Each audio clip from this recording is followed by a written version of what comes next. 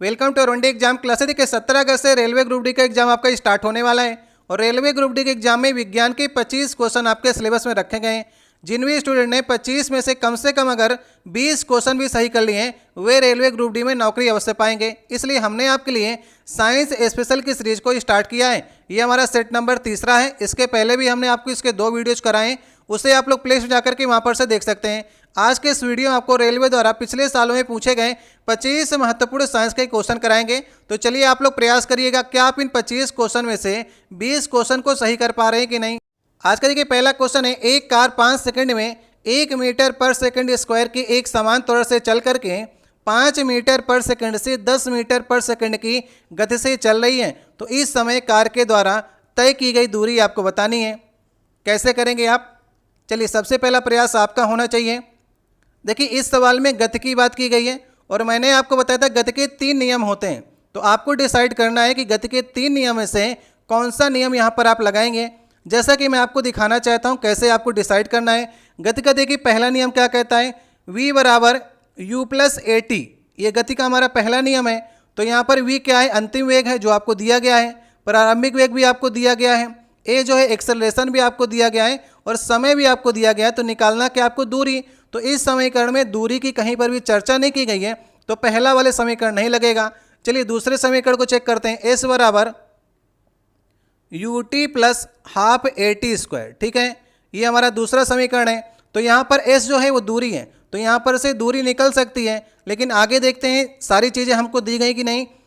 u जो है प्रारंभिक वेग है आपको दिया गया है, समय भी आपको दिया गया 5 सेकंड का, एक्सेलरेशन भी आपको 1 दिया गया है। तो यहाँ पर से दूरी निकल सकती है। चलिए निकालने का प्रयास करते हैं। प्रारंभिक वेग आपको दिया गया 5, समय आपको दिया गया 5 सेकंड का, 1/2, एक्सेलरेशन आपको दिया गया है 1 का और समय आपको 5 सेकंड मतलब कि स्क्वायर करना है तो 25। तो यहाँ पर से देखिए 5 × 5 = 25 और 25/2 करेंगे मतलब 12.5। तो 25 और 12.5 बनेगा 37.5। तो सही ऑप्शन हमारा दूसरा ऑप्शन हो जाएगा। तो गति का यहाँ पर देखिए दूसरा नियम लग जाएगा और दूरी आपको मालूम चल जाएगी। एक बात आपको और ध्यान रखनी है कि यहाँ पर गति का तीसरे नियम से भी आप निकाल सकते थे, v² बराबर u² प्लस 2as। ठीक है, यहाँ पर s क्या है, दूरी है, v जो है हमारा अंतिम वेग है, तो अंतिम वेग का यहाँ पर स्क्वायर कर लेते हैं और प्रारंभिक वेग का स्क्वायर कर लेते हैं इंटू 2 मल्टीप्लाई एक्सेलरेशन आपको 1 दिया गया है, s मतलब विस्थापन आपको निकालना है।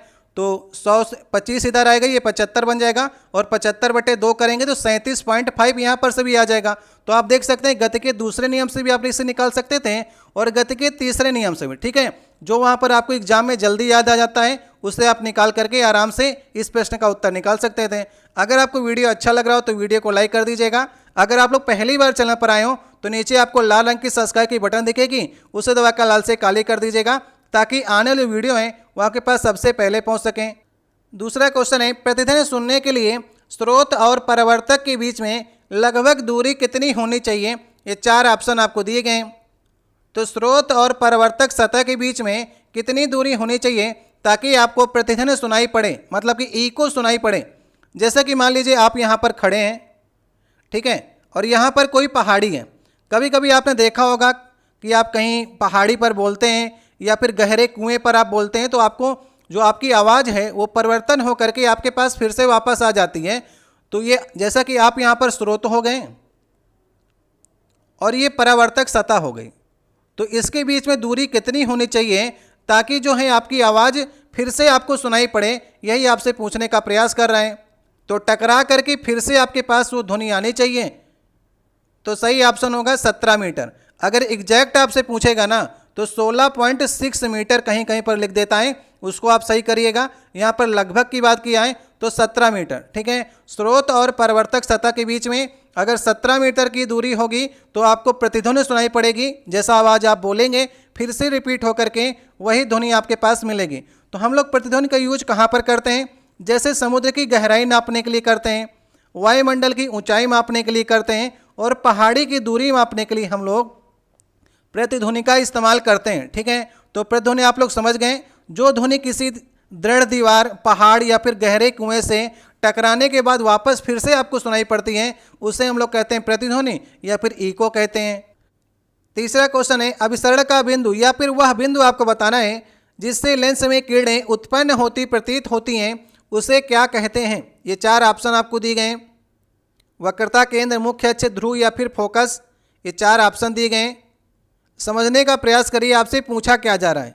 चलिए आपको समझाते हैं। एक उत्तल लेंस लेते हैं, ये उसका मुख्य अक्ष हो गया, ये ऑप्टिकल सेंटर हो गया, इधर F1 होता है, इधर F2 होता है, 2 इसमें देखिए फोकस होते हैं और 2 आपके इसमें वक्रता त्रिज्या होती हैं अगर हम बात करेंगे लेंस की। ठीक है, देखिए आपने देखा होगा अनंत से जो भी किरणें आती हैं वो फोकस में जाकर के केंद्रित हो जाती हैं।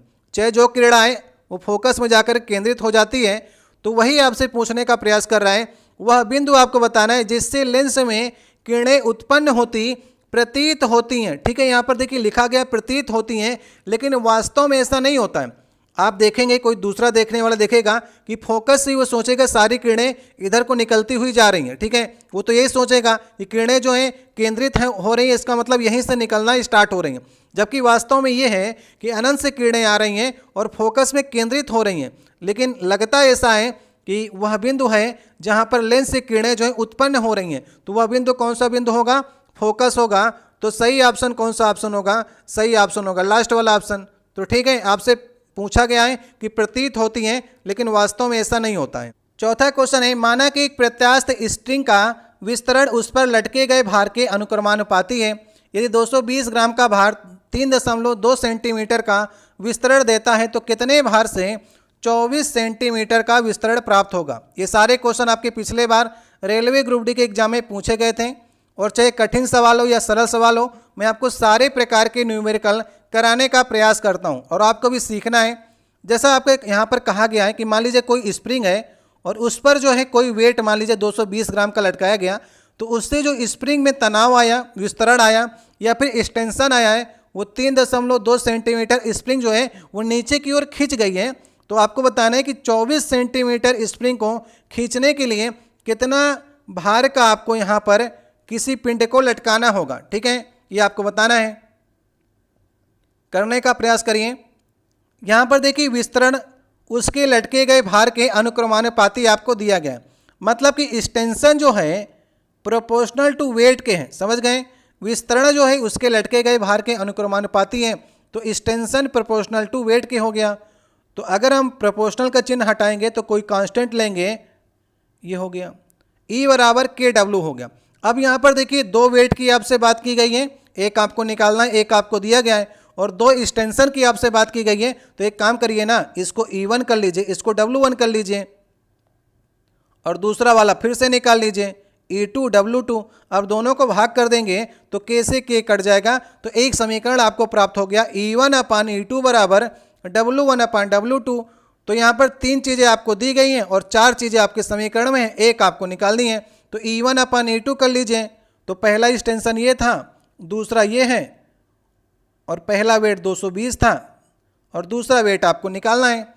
तो त्रियक मल्टीप्लाई करके आप आसानी से x की वैल्यू निकाल सकते हैं।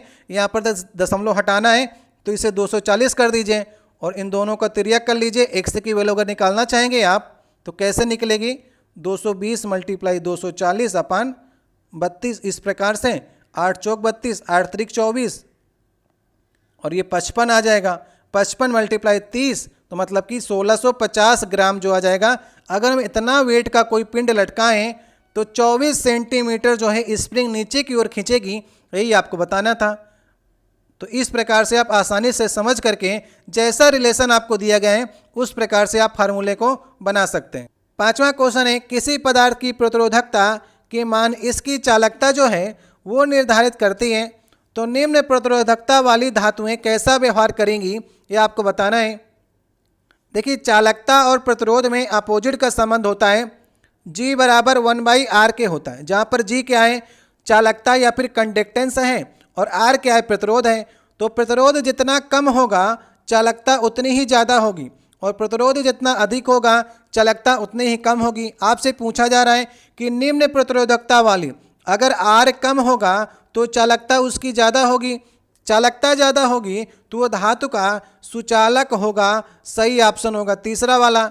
ठीक है, जिस धातु में कंडक्टेंस जो होगी ज़्यादा होगी, चालकता अधिक होगी, तो वो धातु जो होगी वो विद्युत का या फिर किसी चीज़ की भी सुचालक होगी। तो सही ऑप्शन कौन सा ऑप्शन होगा? सही ऑप्शन होगा तीसरा वाला ऑप्शन। छठवां क्वेश्चन है, उपयुक्त उत्तरों के साथ नीचे दिए गए वाक्यों को आपको पूरा करना है। ये 2 वाक्य आपको दिए गए हैं और नीचे 4 ऑप्शन दिए गए हैं। चलिए प्रयास कर लीजिए आप लोग, इसके बाद ही आप हमारे उत्तर को देखिएगा। देखिए सबसे पहले दिया गया पदार्थ की जो अवस्थाएं हैं यहाँ पर लिखा गया नहीं होती हैं। पदार्थ की जो अवस्थाएं हैं वो स्थायी नहीं होती हैं, ठीक है। जैसे पदार्थ की अवस्था की बात करेंगे तो पानी को ले लीजिए, पानी जो है आपका लिक्विड है, द्रव अवस्था में होता है, इसे आप ठोस में चेंज कर सकते हैं या फिर गैस में चेंज कर सकते हैं। तो पदार्थ की जो अवस्था है वो स्थायी नहीं होती है, तो पहली जगह पर आप स्थायी भरेंगे। दूसरी वाली जगह की बात करते हैं, पदार्थ की जो अवस्थाएं हैं वो चेंज कर सकती हैं, मतलब बदली जा सकती हैं। किसकी सहायता से? तापमान और दाब की सहायता से। टेम्परेचर को कम या ज़्यादा करके, दाब को कम या ज़्यादा करके कोई एक पदार्थ की अवस्था को दूसरे पदार्थ की अवस्था में चेंज किया जा सकता है। इसलिए सही ऑप्शन होगा पहले वाले रिक्त स्थान में आप स्थायी भरेंगे और दूसरे वाले रिक्त स्थान में आप तापमान और दाब भरेंगे। सही ऑप्शन होगा दूसरा वाला ऑप्शन। 7वां क्वेश्चन है, किस तत्व में इसके बाह्यतम कोश में 2 इलेक्ट्रॉन्स होते हैं? ऐसे क्वेश्चन पिछले बार आपके ढेर सारे पूछे गए एग्जाम में। तो किसके बाह्यतम कोश में 2 इलेक्ट्रॉन्स होंगे? इसके लिए सबसे पहले आपको परमाणु क्रमांक आने चाहिए तत्वों के, और साथ ही साथ में आपको इलेक्ट्रॉनिक विन्यास आना चाहिए। जैसा कि यहाँ पर पोटेशियम लिखा गया है, पोटेशियम को हम लोग के से लिखते हैं और के का जो परमाणु क्रमांक होता है वो 19 होता है। अगर हम इसका इलेक्ट्रॉनिक विन्यास करेंगे तो 2 8 8 1 बनेगा, ठीक है। तो बाह्यतम कोश जो सबसे लास्ट वाला कोश होता है वही बाह्यतम कोश होता है। इसके बाह्यतम कोश में तो 1 इलेक्ट्रॉन है, तो ये तो गलत हो गया। लिथियम, लिथियम का परमाणु क्रमांक होता है 3, इसका इलेक्ट्रॉनिक विन्यास करेंगे तो बनेगा 2 और 1। तो पहले कोश में 2 और दूसरे कोश में 1, मतलब बाह्यतम कोश में 1 ही इलेक्ट्रॉन है, तो ये भी गलत हो गया। तो ऊपर वाले 2 ऑप्शन गलत हो गए। कैल्शियम को लेते हैं, कैल्शियम का परमाणु क्रमांक होता है 20 और इसका अगर इलेक्ट्रॉनिक विन्यास करेंगे 2 8 8 2, तो यहाँ पर आप देख रहे हैं बाह्यतम कोश में इसके 2 इलेक्ट्रॉन मिल रहे हैं। इसका मतलब सही ऑप्शन होगा कैल्शियम। सोडियम को भी देख लेते हैं, सोडियम का परमाणु क्रमांक होता है 11, इलेक्ट्रॉनिक विन्यास करेंगे पहले कोश में 2, दूसरे कोश में 8, तीसरे कोश में 1, 11 पूरे हो गए। तो बाह्यतम कोश में 1 है, तो ये भी गलत हो गया। आपसे पूछा था बाह्यतम कोश में 2 इलेक्ट्रॉन वाला, तो सही ऑप्शन होगा कैल्शियम। ऐसा क्वेश्चन हमने आपको पहले वाले सेट में कराया था और आप लोगों ने सही उत्तर देने का प्रयास किया था। 8वां क्वेश्चन है, सोडियम बाइकार्बोनेट के साथ हाइड्रोक्लोरिक एसिड मिश्रित होने पर कौन सी गैस निकलती है? तो सबसे पहले आपको सोडियम बाइकार्बोनेट का फार्मूला याद होना चाहिए। याद ही मैंने आपको कराया था NaSCO3, जिसे हम लोग कहते हैं बेकिंग सोडा या फिर खाने वाला सोडा। इसके साथ में HCl मतलब कि हाइड्रोक्लोरिक एसिड मिलानी है, तो रिएक्शन क्या होगी? ये Na जो है Cl के साथ क्रिया करेगा, तो NaCl जो है मतलब कि साल्ट बन जाएगा, नमक बन जाएगा, और साथ ही साथ में पानी और गैस निकलेगी कार्बन डाइऑक्साइड। तो गैस आपसे पूछा था, सही ऑप्शन होगा दूसरा वाला ऑप्शन। साल्ट पूछता तो NaCl बनता, ठीक है। तो सोडियम बाइकार्बोनेट जो है प्रतिअम्ल के रूप में काम करता है, मतलब कि क्षार के रूप में काम करता है। तो क्षार और एसिड जब क्रिया करते हैं तो साल्ट पानी बनता है और यहाँ पर गैस निकल रही है CO2, ये आपको बताना है। तो सोडियम बाइकार्बोनेट का हम लोग प्रयोग किस में करते हैं? सोडा युक्त जो पेय पदार्थ होते हैं उसमें करते हैं। वहाँ पर आप देखते होंगे जब बोतल की आप ढक्कन खोलते होंगे ना तो CO2 गैस निकलती है, ठीक है। अग्निशामक के रूप में हम लोग इसका प्रयोग करते हैं और खाने के रूप में हम लोग इसका इस्तेमाल तो करते ही हैं। तो सही ऑप्शन होगा दूसरा वाला ऑप्शन। 9वां क्वेश्चन है, फेरस सल्फेट क्रिस्टल में एक अणु में जल के कितने अणु उपस्थित होते हैं? ठीक है, तो फेरस सल्फेट क्रिस्टल का फार्मूला आपको याद होगा, तो आप पानी के अणुओं की संख्या आसानी से निकाल सकते हैं। तो फेरस सल्फेट क्रिस्टल को हम लोग क्या कहते हैं? हरा कशिश कहते हैं, जिसका फार्मूला क्या होता है? FeSO4।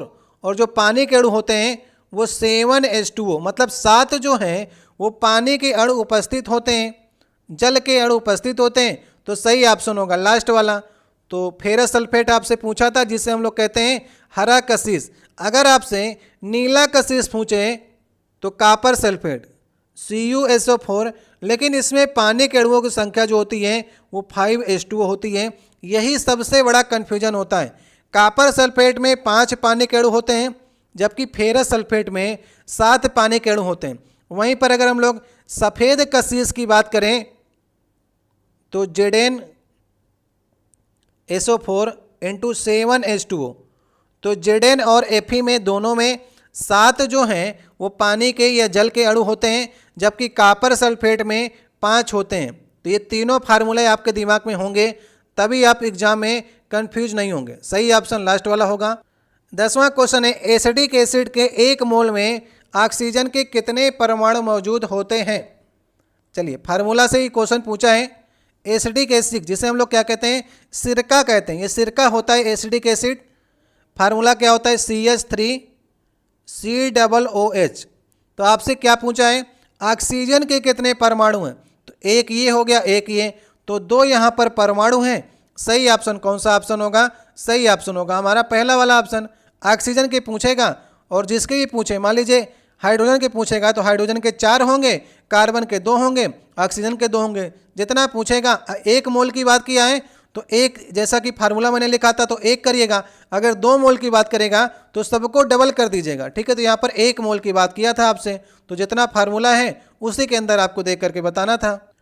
11वां नंबर क्वेश्चन है, निम्नलिखित में से कौन सा मिलान जो है वो सही है। ये 4 ऑप्शन आपको दिए गए हैं। देखिए एल्केन, एल्कीन और एल्काइन का फार्मूला लिखा गया है, तो किस ऑप्शन में सही फार्मूला लिखा गया है। देखिए मैंने आपको science special, new science special ऐसे कई 30 से 40 वीडियो कराएं। पहली बार मैं आपको साइंस स्पेशल के वीडियो नहीं करा रहा हूँ, इसके पहले भी मैंने आपको रेलवे का जो जेई का पेपर हुआ था उसकी साइंस कराया, एनटीपीसी की, रेलवे ग्रुप डी के सारे मैंने आपको साइंस के पेपर कराए हैं। तो आप लोग वहाँ पर से भी पिछले वीडियो जो आके देख सकते हैं, सारे आपको प्लेलिस्ट में देखने को मिलेंगे। तो मैंने आपको एल्केन, एल्कीन, एल्काइन का फार्मूला रटाया हुआ था, वहाँ पर मैंने आपको बताया था कि एल्केन जो होता है वो CnH2n+2 होता है। अगर कार्बन 1 है तो हाइड्रोजन 2 गुना से 2 ज़्यादा, मतलब पहला जो बनेगा कार्बन से वो एल्केन बनेगा, मेथेन। उसी प्रकार से एल्कीन जो होता है वो CnH2n होता है। अगर कार्बन 2 है तो हाइड्रोजन बनेगा वो 4 होगा। तो ये इस प्रकार से मैंने आपको बताया था। यहाँ पर सिंगल बाड होता है, एल्कीन में डबल बाड होता है और एल्काइन में ट्रिपल बाड होता है। और एल्काइन जो होता है CnH2n-2 होता है। अगर कार्बन 2 है तो हाइड्रोजन 2 गुना से 2 कम, मतलब कि 4 और 4 से 2 कम C2H2, तो पहला जो हमारा बनेगा C2H2 बनेगा।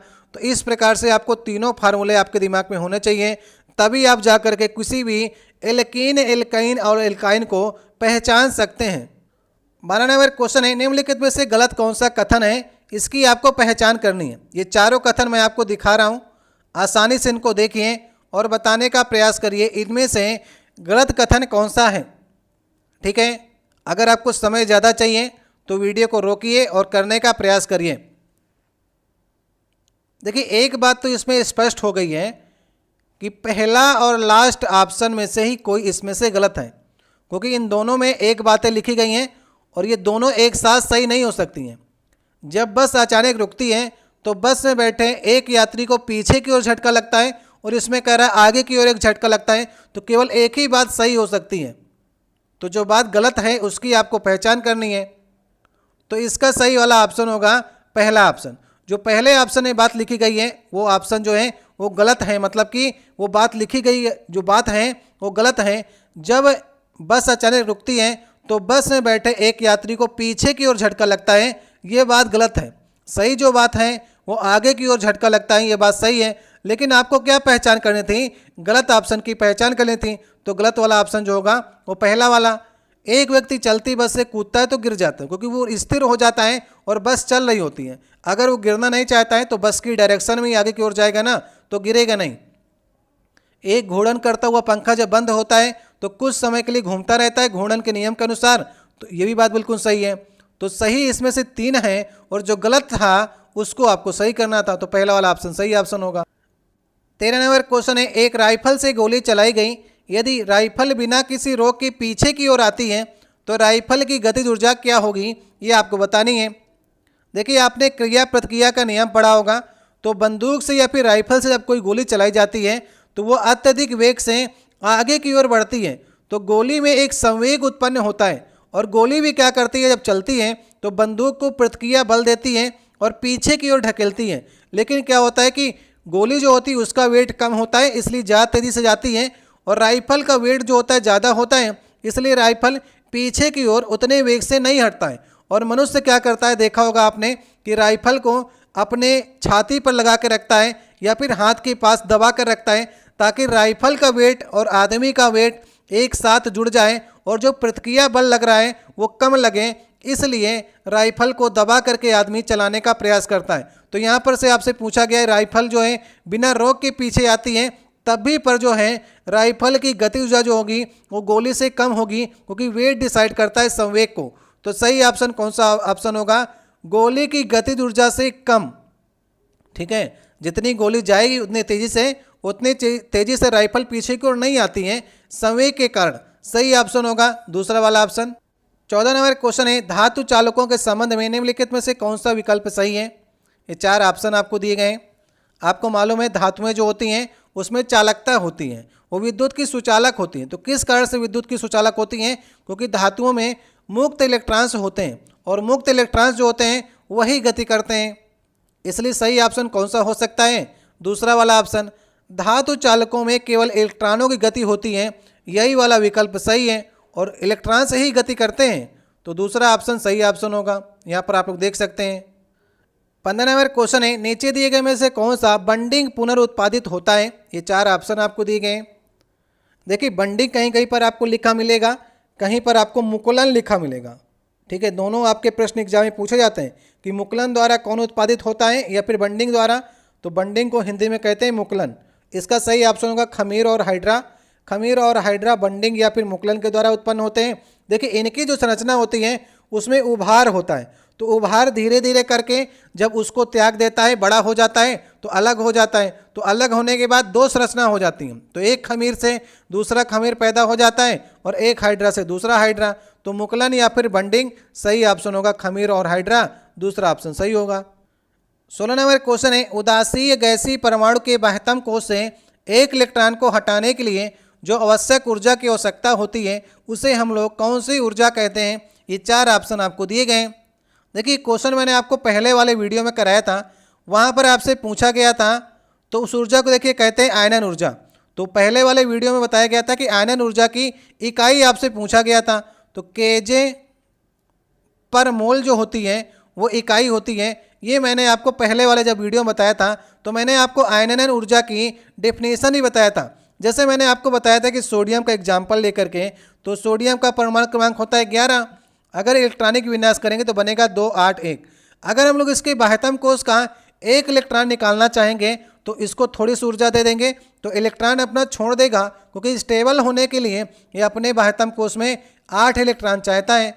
तो किसी भी गैसीय परमाणु के बाह्यतम कोश से एक इलेक्ट्रॉन निकालने के लिए जितनी भी ऊर्जा देने की आवश्यकता होती है उसे हम लोग कहते हैं आयनन ऊर्जा। जो स्टेबल है उससे आप निकालेंगे तो ज़्यादा ऊर्जा देनी पड़ेगी, जो अनस्टेबल है उससे निकालेंगे तो आपको कम ऊर्जा देनी पड़ेगी। ये मैंने आपको आवर्त सारणी में बताया था कि आवर्त सारणी में अगर आप लेफ्ट टू राइट जाएंगे तो आपको आयनन ऊर्जा जो है वो ज़्यादा देनी पड़ेगी। उसी प्रकार से अगर आप वर्ग में जाएंगे तो नीचे से ऊपर जाने पर आपको आयनन ऊर्जा जो है वो ज़्यादा देनी पड़ेगी। ये भी आपको मैंने बात याद कराई थी। 17 नंबर क्वेश्चन है, कौन सी मांसपेशियों को कंकाल मांसपेशियां भी कहा जाता है। ये 4 ऑप्शन आपको दिए गए हैं। देखिए मांसपेशियां 2 प्रकार की होती हैं, एक आपकी ऐच्छिक मांसपेशी और एक आपकी अनैच्छिक मांसपेशी।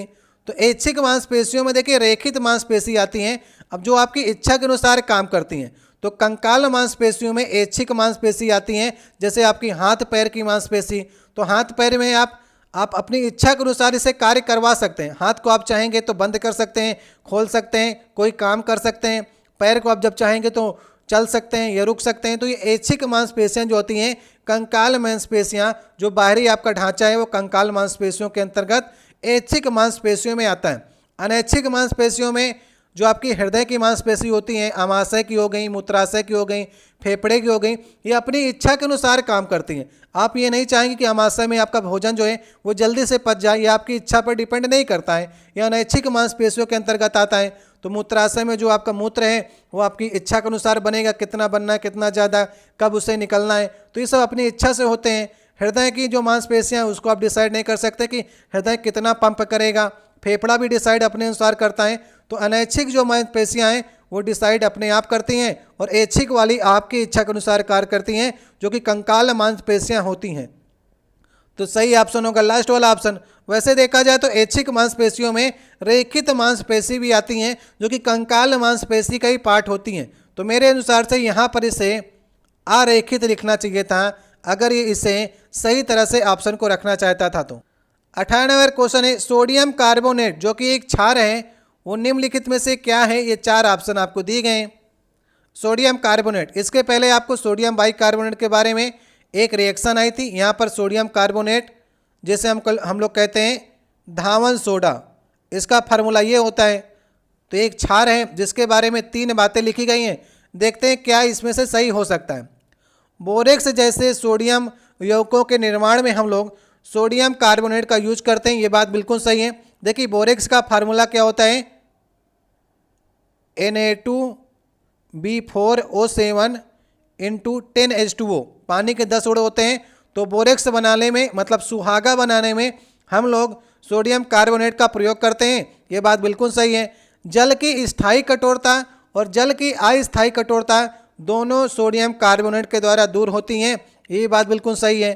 साबुन, कांच और कागज उद्योग में हम लोग सोडियम का प्रयोग करते हैं, सोडियम कार्बोनेट का, यही बात बिल्कुल सही है। तो तीनों इसके सही हैं, ABC, ठीक है, लास्ट वाला ऑप्शन सही ऑप्शन होगा। 19 नंबर क्वेश्चन है मंदता का अर्थ है कि कोई वस्तु कैसे चल रही है।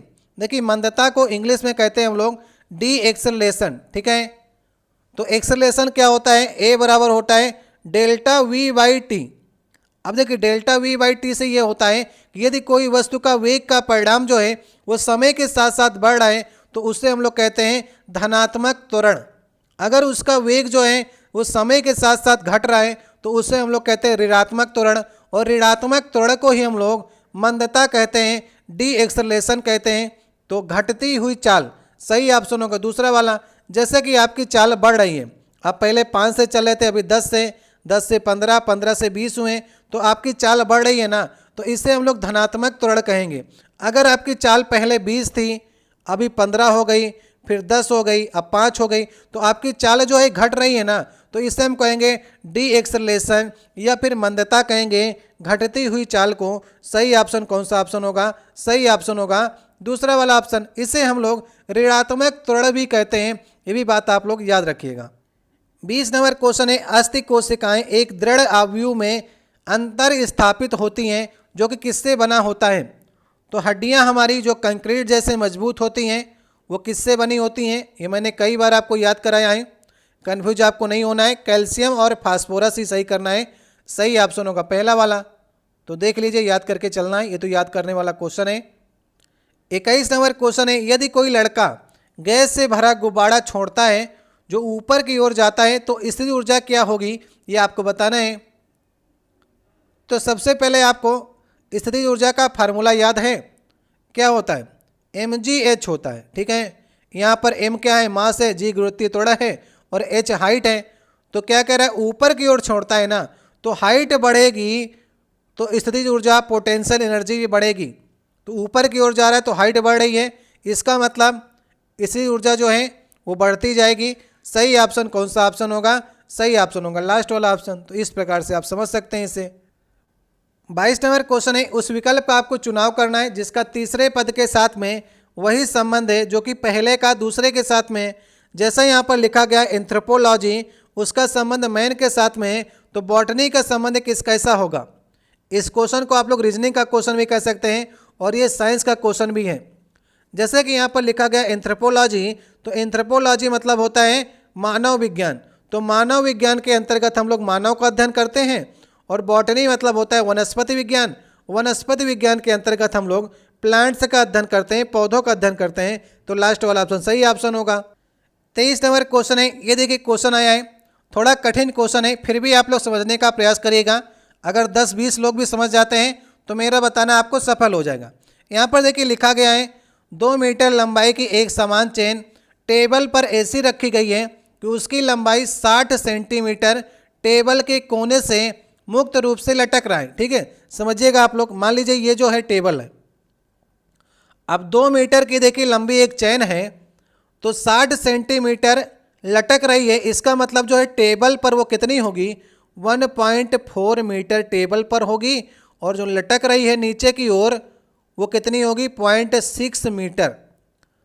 60 सेंटीमीटर को मीटर में चेंज करेंगे तो 0.6 मीटर, मतलब 0.6 मीटर नीचे लटक रही है और 1.4 मीटर जो है वो मेज पर रखी है, मुक्त रूप से लटक रही है। चेन का कुल वजन 4 kg है, मतलब कि 2 मीटर चेन का जो वजन है वो 4 kg है।